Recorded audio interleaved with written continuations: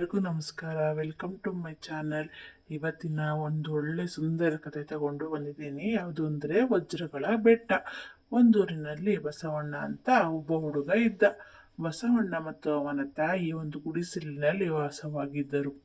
ಅವಳು ಆ ಊರಿನ ಸಾಹುಕಾರ್ ಹುಲಿಯಣ್ಣನ ಮನೆಯಲ್ಲಿ ಕೆಲಸ ಮಾಡುತ್ತಿದ್ದಳು. ಬಸವಣ್ಣ ದೊಡ್ಡವನಾದ ಮೇಲೆ ಅವನ ತಾಯಿ, ತಮ್ಮ, ನೀನೀಗ ಚಿಕ್ಕ ಮಗು ಅಲ್ಲ, ಹುಡುಗನೂ ಅಲ್ಲ, ದೊಡ್ಡವನಾಗಿದ್ದೀಯಾ. ಇನ್ನು ಮೇಲೆ ನನಗೆ ದುಡಿಯಲಿಕ್ಕೆ ಆಗೋಲ್ಲ. ನೀನೇ ಹೋಗಿ ಸಾಹುಕಾರ ಹತ್ತಿರ ಏನಾದರೂ ಕೆಲಸ ಕೇಳು ಎಂದಳು. ಬಸಣ್ಣ ಸಾಹುಕಾರ ಹುಲಿಯಣ್ಣನ ಮನೆಗೆ ಹೋದ.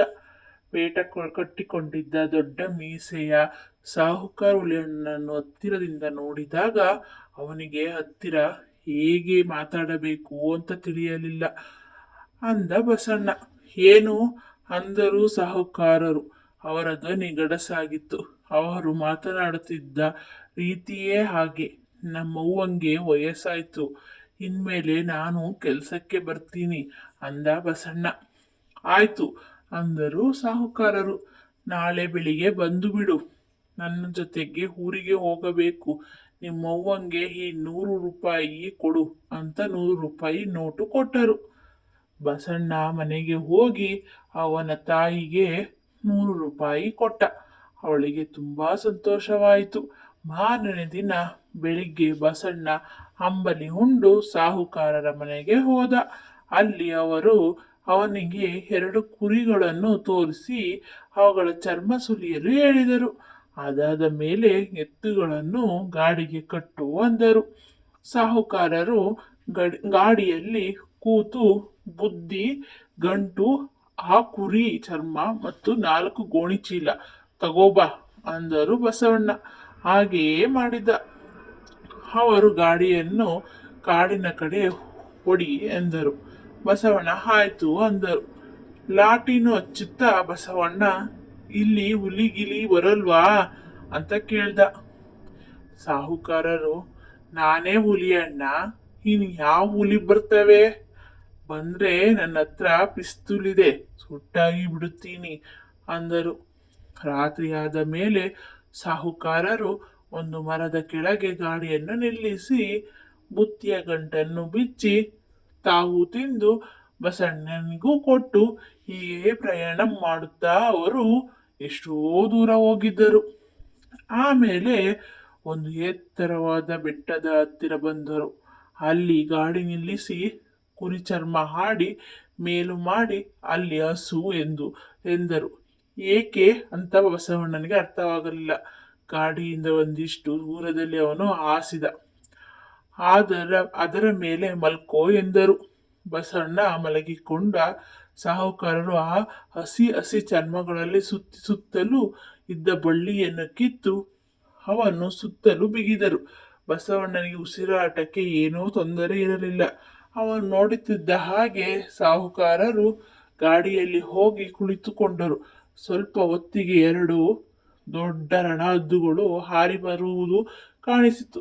ಅವು ಸಾಹುಕಾರರ ಎತ್ತುಗಳಿಗಿಂತ ದೊಡ್ಡವಾಗಿದ್ದವು. ಬಸಣ್ಣನಿಗೆ ಭಯವಾಗಿ ಕಣ್ಣು ಮುಚ್ಚಿಕೊಂಡ. ಆ ರಣಹದ್ದುಗಳು ಅವುಗಳ ಕಾಲು ಉಗುರುಗಳಲ್ಲಿ ಬಸವಣ್ಣನನ್ನು ಬೆಟ್ಟದ ತುದಿಗೆ ಎತ್ತಿಕೊಂಡು ಹೋದವು. ಅಲ್ಲಿ ಬಸವಣ್ಣನನ್ನು ಇಳಿಸಿ ಅವನ ಮೇಲಿದ್ದ ಕುರಿಯ ಚರ್ಮವನ್ನು ಕೊಕ್ಕಿನಿಂದ ಎಳೆದವು. ಕುರಿಯ ಚರ್ಮ ಹರಿದು ಬಸವಣ್ಣ ಹೊರಗೆ ಬಂದ. ಜೋರಾಗಿ ಕಿರಿಚಿಕೊಂಡ ಹದ್ದುಗಳು ಹಾರಿ ಹೋದವು. ಬೆಟ್ಟದ ತುದಿಯಿಂದ ಬಸವಣ್ಣ ಬಗ್ಗಿ ನೋಡಿದಾಗ ಸಾಹುಕಾರರ ಗಾಡಿಯಿಂದ ಹೊರಗೆ ಬಂದು ನಿಂತರು. ಅವರು, ಬಸವಣ್ಣ, ಬೇಗದಿಂದ ಕಾಲು ಕೆಳಗಿರುವ ಕಲ್ಲುಗಳನ್ನು ಕೆಳಗೆ ಬಿಸಾಕು ಎಂದರು. ಅಷ್ಟು ಹೊತ್ತಿನವರೆಗೆ ಬಸವಣ್ಣ ತನ್ನ ಕಾಲಿನ ಕೆಳಗೆ ಏನಿದೆ ಅಂತ ನೋಡಿರಲಿಲ್ಲ. ಕೆಳಗೆ ನೋಡಿದರೆ ಅವನ ಕಾಲಿನ ಕೆಳಗೆ ಪಳಪಳ ಹೊಳೆಯುತ್ತಿದ್ದ ಕಲ್ಲುಗಳಿದ್ದವು. ಅವೆಲ್ಲವೂ ವಜ್ರದ ಕಲ್ಲುಗಳು. ಆದರೆ ಬಸವಣ್ಣನಿಗೆ ವಜ್ರ ಅಂದರೇನು ಅಂತ ಗೊತ್ತಿರಲಿಲ್ಲ. ಬಸವಣ್ಣ ಆ ಕಲ್ಲುಗಳನ್ನು ಕೆಳಗೆ ಎಸೆದ. ಸಾಹುಕಾರರು ಬಸವಣ್ಣ ಎಸೆದ ಕಲ್ಲು ಚೂರುಗಳನ್ನು ಒಂದೊಂದಾಗಿ 1 ಚೀಲ, 2 ಚೀಲ, 3 ಚೀಲ ತುಂಬಿ ಕಷ್ಟಪಟ್ಟು ಗಾಡಿ ಒಳಗೆ ಇಟ್ಟರು.